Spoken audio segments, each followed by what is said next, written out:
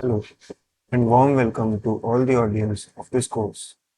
Today, we are going to discuss third lecture in the series of our lectures on the topic of analysis of truss structures and numerical approach. The third lecture's title is Special Conditions in the Method of Joints. So, there are certain special conditions which, if are met in our numerical of truss analysis, then the question solving becomes very easy. Okay, so you have to look for those special conditions if they come in the numerical. Then your computational time will become very less compared to what it would have been if you directly apply method of joints. So today we are going to discuss what are those special conditions and how we can apply them while working with method of joints.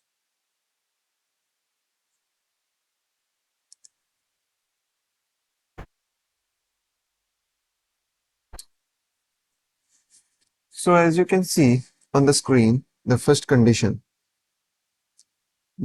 special condition is force in opposite members intersecting in two straight lines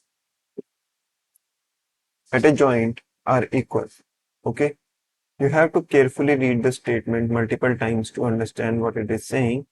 It is saying that forces in opposite members intersecting in two straight lines at a joint are equal. Okay, so let us understand the meaning of it. The meaning is, if there is a joint, okay, here is a joint and there are opposite members intersecting in two straight lines. So let's say there are two straight lines. This is one straight line and this is other straight line, and assume that this is a joint. Okay, let's say O point, A, B, C, D. Four members are there. So as we discussed in the first class, that the basic assumption is that truss members do not extend beyond the joint. So that means this is the length of OB member, this is the length of OA member, OD, this is the length of OD member, and this is the length of OC member. Okay, so the forces F1, F2, F3, F4. The theorem says that F1 is going to be equal to F2 and F3 is going to be equal to F4, provided no external force acts on the joint. Provided no external force act on the joint. Okay, this is the first condition. So whenever you find in a problem a joint where in straight lines four members are meeting and there is no external force acting on the member, straight away you can do this force equilibrium. Okay, this is the first thing. And if you want a proof of it, you can very easily prove that summation of forces in any direction must be zero. Summation of forces in direction any must be zero,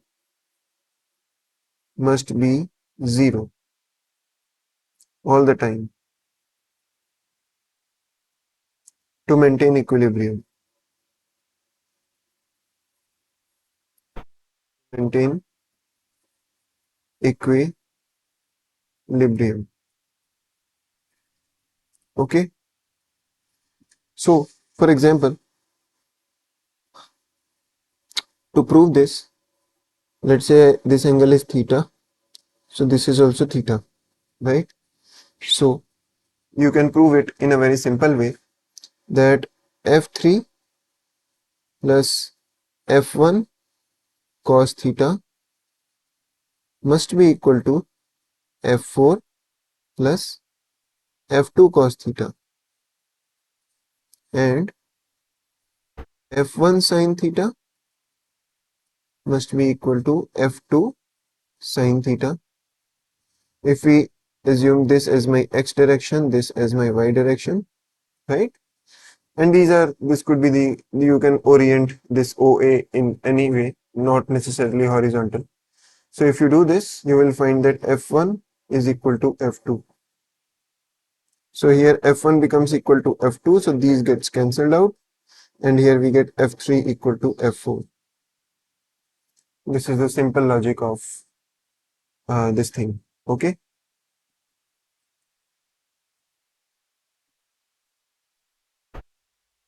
This one I'm keeping here for visibility. Okay, so this was my first equation. This was my first equation. This was my second equation. And I have proved that F1 is equal to F2 and F3 equal to F4. You can note this down and I'll rub this and we'll proceed with the second theorem.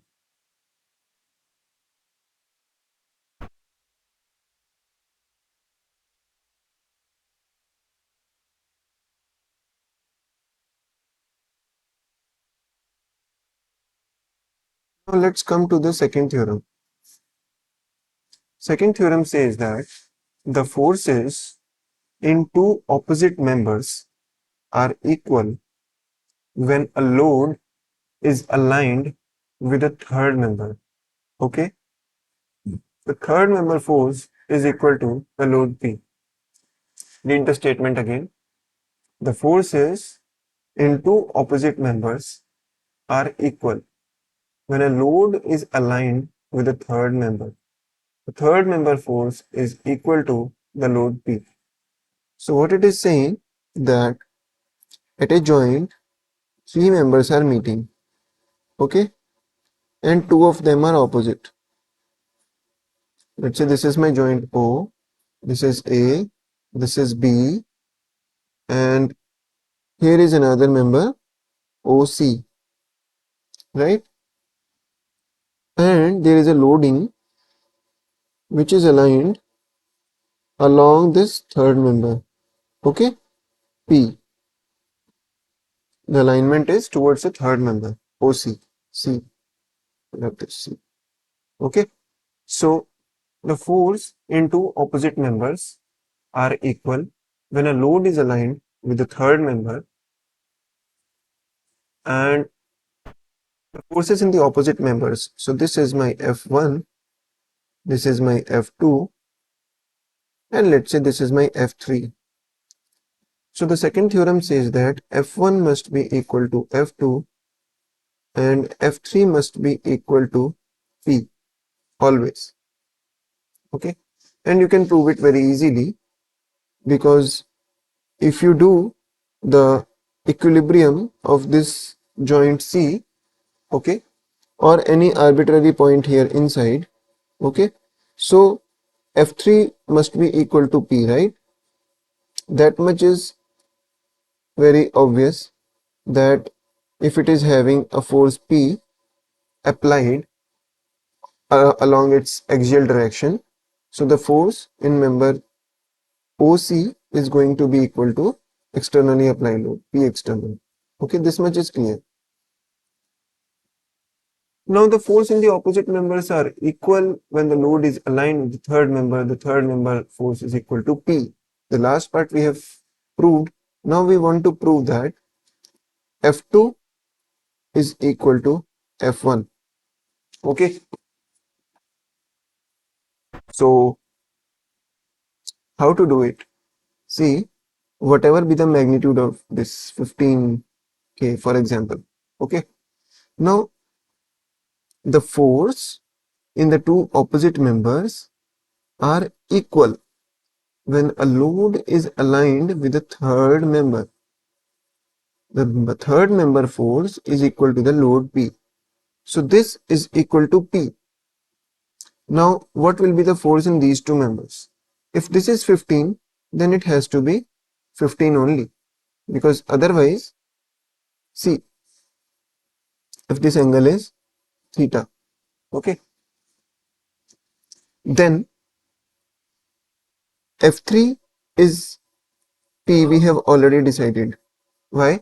Because there were three members right, like this, and here a force P was applied. So this member, let's say O, A, C, B, force must be equal to P. Okay, this much is true. This much is accepted because if B point has to remain in equilibrium, then it has to be balanced on the both side by the force P. So this has to be P only. So now just forget it for a moment. Now here is my force F1, this is my F2, and this is my angle theta. Now intuitively we can say that F1 plus P cos theta equal to F2, okay, and P sin theta equal to 0, okay. That is the case, right? P sin theta equal to 0 because there is no other force to balance it. So how can it be true? It cannot be true because neither P is 0 and nor theta is 0, nor sin theta is 0. Okay. So this term becomes meaningless here. This term becomes meaningless here because at this joint, this force is equal to P. Okay. Now, if F1 plus P cos theta is equal to F2, then P sin theta should be balanced by something, but it is not balancing. Okay. So this entire product is 0. So we can see it in this way. Okay. That F1 must be equal to F2 only. Okay. And if there is no external force on this joint, then P will be 0. And if there is an external force like P, then P will be completely taken up by the member OB and F1 will be equal to F2. Okay. This joint will practically become isolated and F1 has to balance F2. Okay. Now, a special case of this is when P is equal to 0. Okay.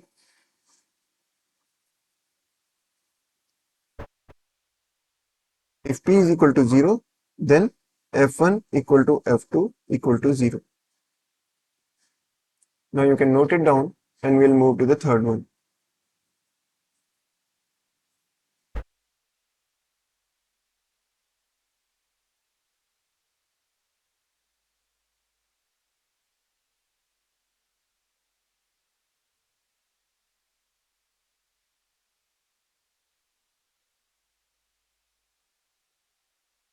Let us see the third condition. When a joint connects only two members, the forces in the two members are equal when they lie in the same line. You see, there is a joint and there are two members, P1 and P2. Okay. So for equilibrium of joint, P1 must be equal to P2. This is the condition. And if they are non-linear, then if no force is acting on the joint A, then P1 cos theta plus P2 equal to 0 and P1 sin theta equal to 0. But theta is non-zero.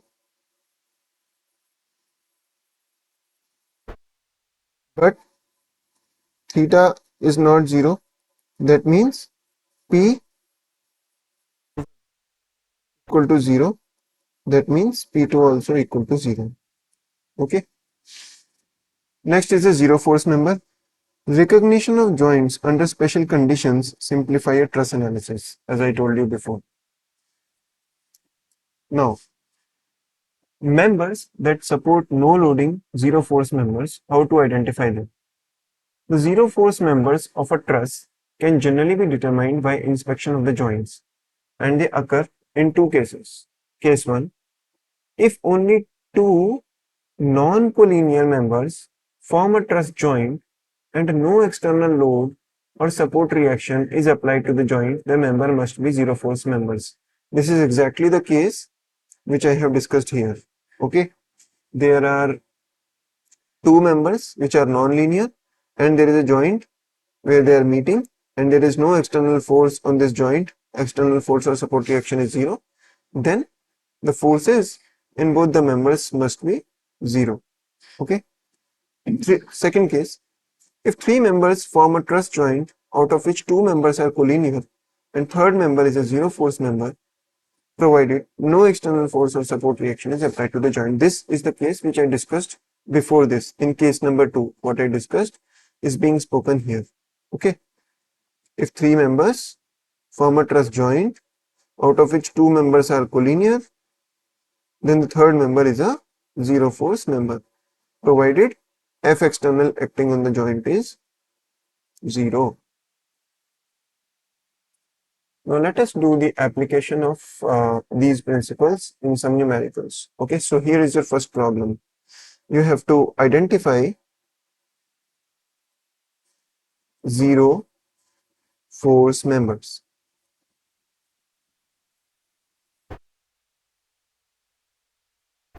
Okay, so CB and CD are meeting at this point C.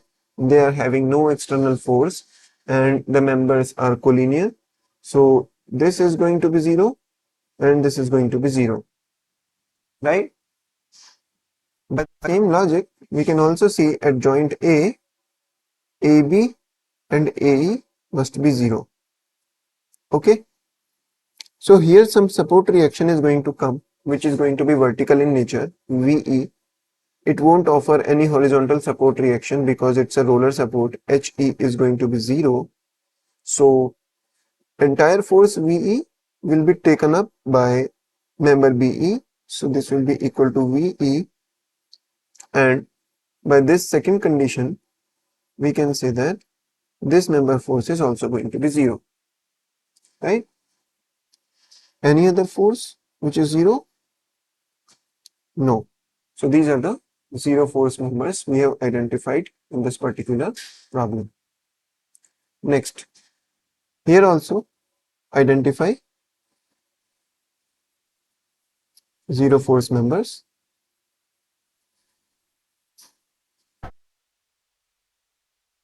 Now in this figure also, you can see that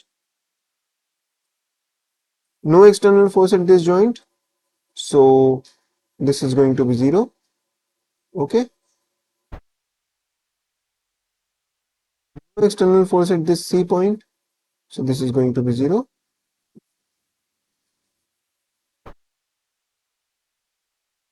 And any other force 0.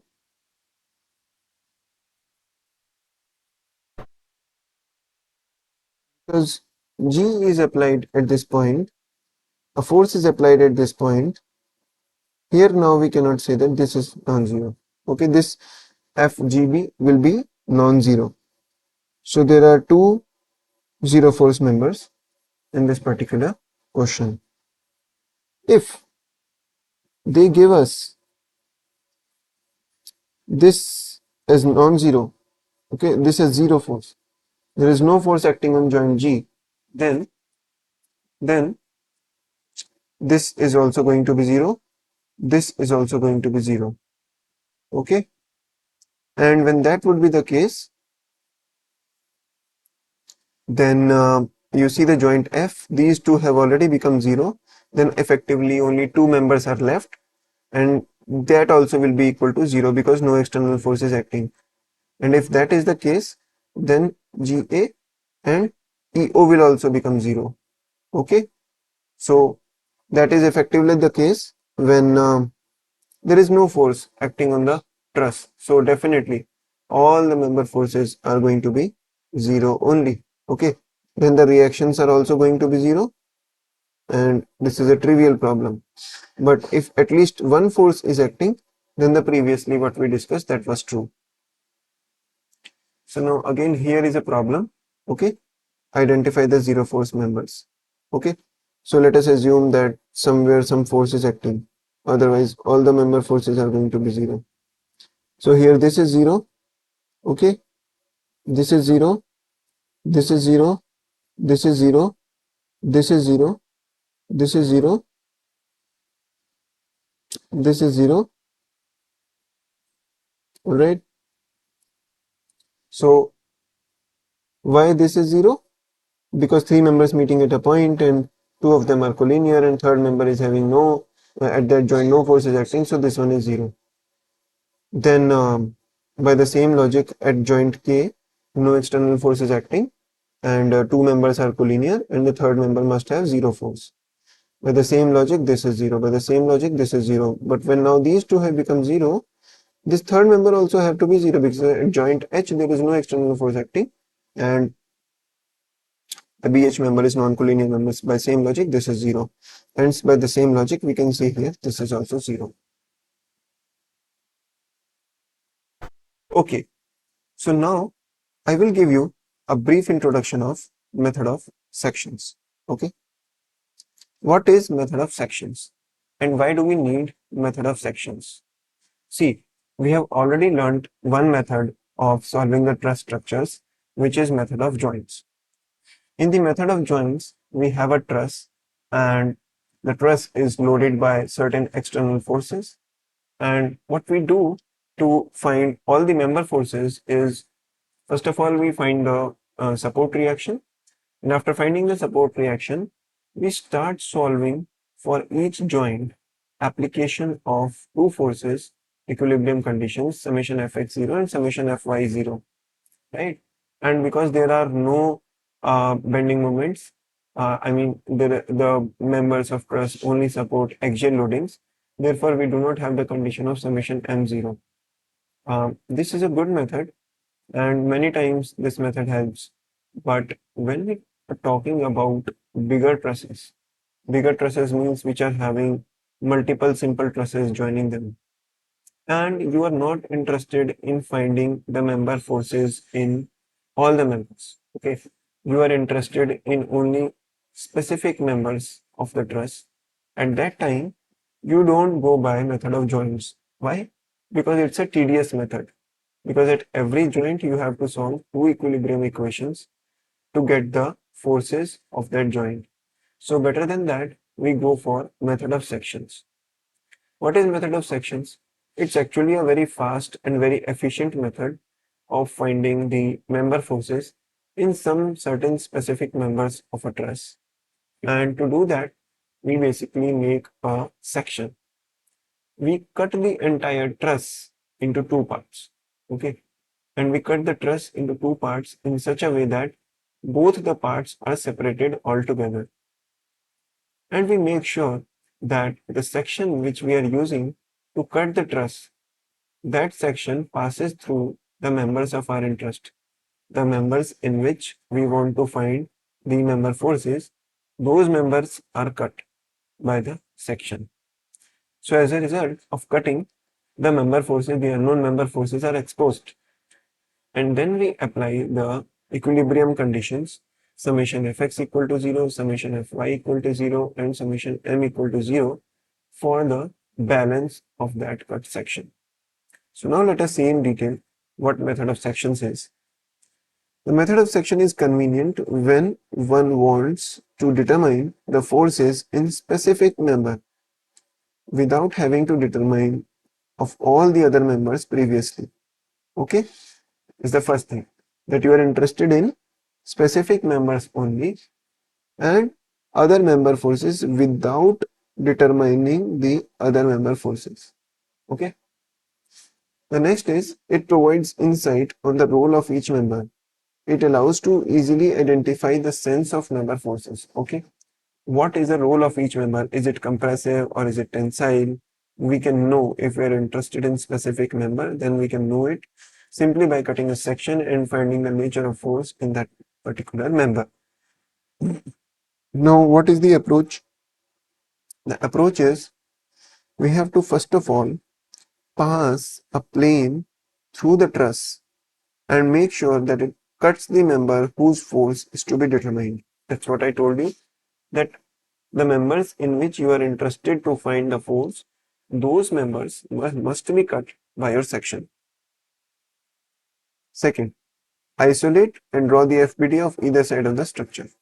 Okay, you have to draw the FBD, and because the half part or the either side of the structure is in rotational as well as translational equilibrium, we have to use the equilibrium equations to determine the desired member force. Using equilibrium of moments is usually more convenient, as one can pick the center such that all but one unknown remains in the equation. Okay, so we have to utilize the equilibrium equations to find the unknowns. Okay, so now let us see one problem based on this concept. Okay, and this problem will give you clarity that why we say that it's a more efficient method, and what sort of ease it gives to the person who is analyzing the truss. Okay, so here we can find the support reactions first, that 10, 10 and 10. This is the previous problem where we have found the support reactions. See, the truss is symmetrical about the central part. If this is A, B, C, D, E, F, G, H.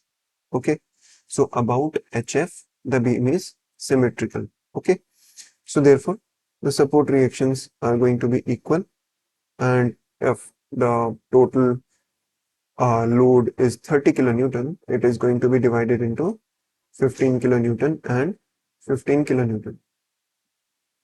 And suppose I ask you that find forces in members BH, BF, GF. I can ask any few members. Okay, that's my choice. So you have to find out these forces. So first of all, you have to cut the section in such a way that the truss is divided into two parts. Okay, and the two parts should be such that the truss is completely separated into two halves. Section I have cut. Okay, if you cut a section, you can see the three member forces have been exposed. One is this, other is this, and the third one is this.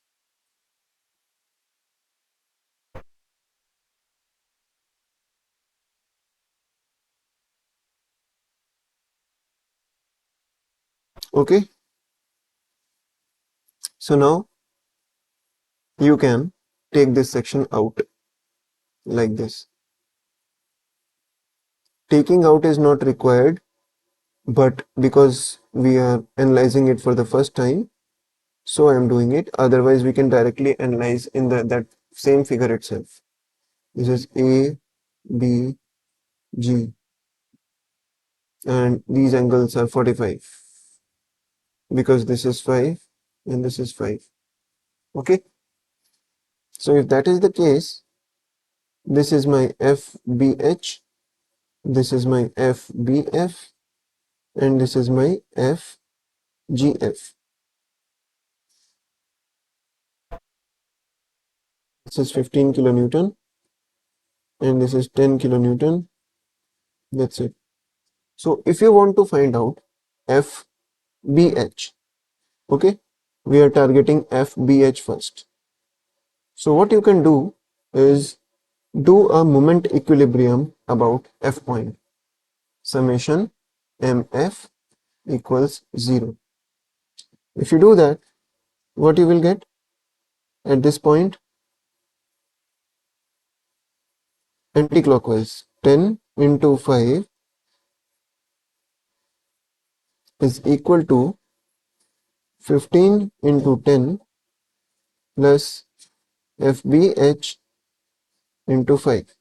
Okay, see, this force is having clockwise moment about this point, this force is having anti-clockwise moment about this point, and this force is having clockwise moment about this point.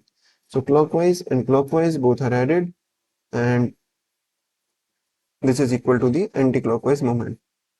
If you calculate this, you will get 50 equal to 150 plus 5bh.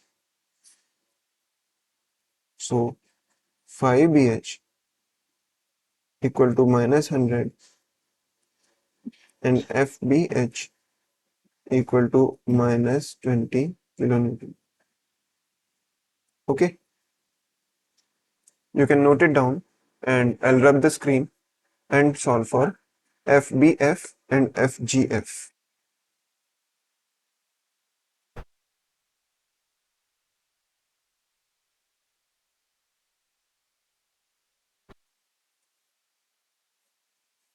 Now let us proceed for FBF. Okay, you have to find FBF. How to do it? To calculate FBF, what you can do is summation F vertical equal to 0. If you do that, your upward force will be equal to downward force, summation of force in y direction. So plus 15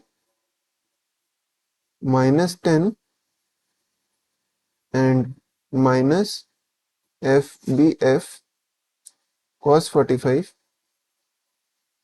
equal to 0. Okay, so this is a vertical force, this is a vertical force, and this is going to give me a vertical force. FBH and FGF are horizontal forces without any vertical component. If you solve this, you get FBF by root 2, and FBF comes out to be 5 root 2 kilonewton. Okay, so you can see that in one shot, in one equation, we are able to get the solution for the desired member, and we are cleverly eliminating the need of accounting for other member forces. Whether we choose summation m equal to 0, summation fy equal to 0, or summation fx equal to 0, it all depends on how we can eliminate the unnecessary members. Okay, so we'll proceed to the third part. You can note it down. I'll rub the screen.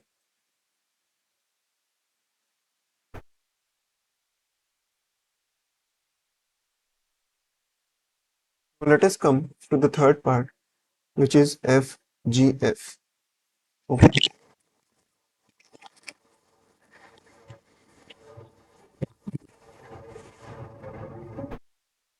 Find out FGF. Okay. What we can do is summation of moment about B point is 0. Okay. So if we do that, we are doing the moment equilibrium about this point. So why we have done that? Because we are cleverly avoiding FBH and FBF, which are passing through point point B. And although we have found these two forces earlier, we can use them, but to minimize our calculations, we can do like this. So if we do that, we have clockwise moment about point B because of 15 kilonewton. So this is 15 into 5 is equal to FGF into 5. Okay. And no other external force, because this 10 kilonewton one is passing through the point G, it will have zero moment about point G. So if we solve this, we get FGF equal to 15 kilonewton. So you can see in a very clean way, in very least number of calculation steps, we have found the member forces in FBF, FBH and FGF. Thank you very much for today's class. In the next class, we are going to see some more problems on method of sections. Bye-bye.